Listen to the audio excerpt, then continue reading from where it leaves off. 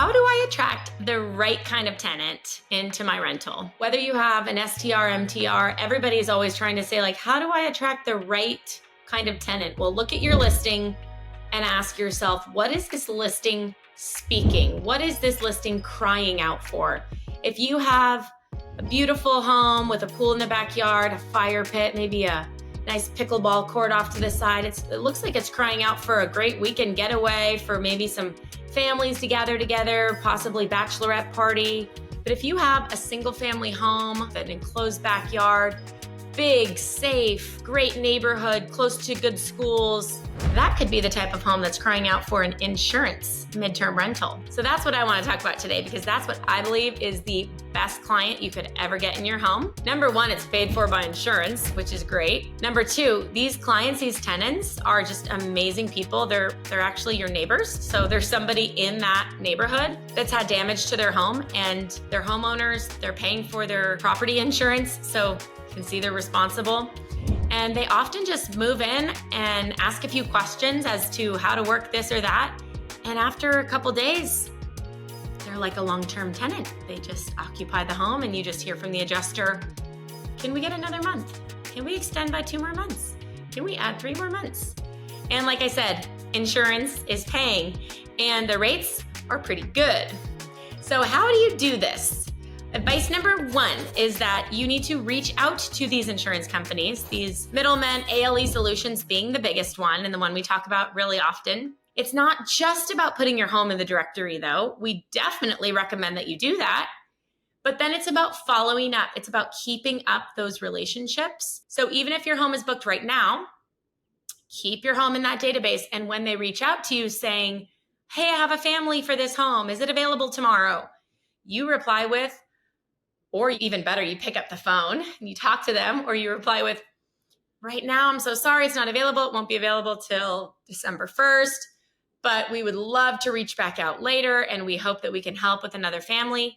And then as you're rolling around to December 1st, let's say 10 days, 2 weeks before, you reach back out to the same person because you know that person operates in your territory. So you say, hey, said person, I know last time you needed my house, it was unavailable, but I just wanted to let you know in case you have any more families in the area, it is coming up soon. And on this date, it will be available.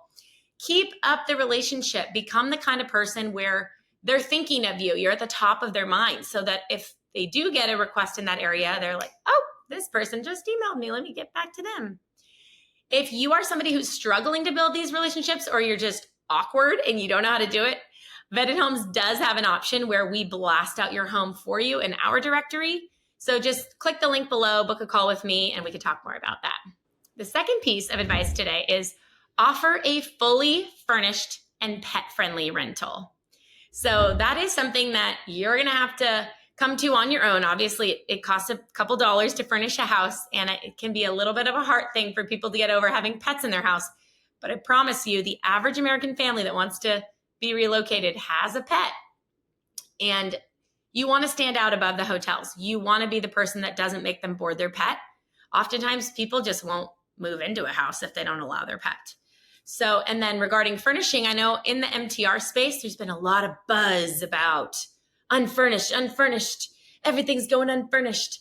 But indeed, we have found, and we have done much trial and error here, we've had lots of unfurnished places. Furnished gets the top dollar, and also they're actually the most bookable. They're the most booked because people can move in right away. There's no delay in it. And also, if you think about the reason behind people booking, when they view photos of a place, it's really hard for them to imagine living in a space when it's unfurnished. So we just find that all of our furnished spaces, we do in Vetted Homes, we talk about furnishing it really well and creating that warm, inviting feeling. And then people see the photos, and just based on emotion, they want to stay there. So tip number 3 would be highlight safety and conveniences specific to families that would be displaced during insurance. So unlike what you would do for an STR, like 5 minutes to the Dodger Stadium, cool, whatever, walkable to this bar.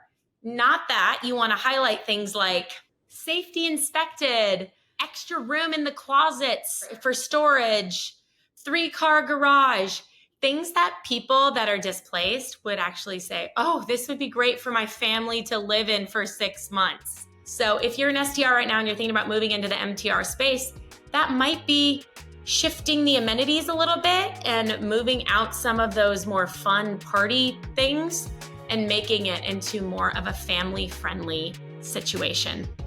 If you do those 3 things, guaranteed to have insurance families looking at you. And if you enjoyed this video, check out the next one. We're going to talk about how to boost your rental property cash flow with IMTR.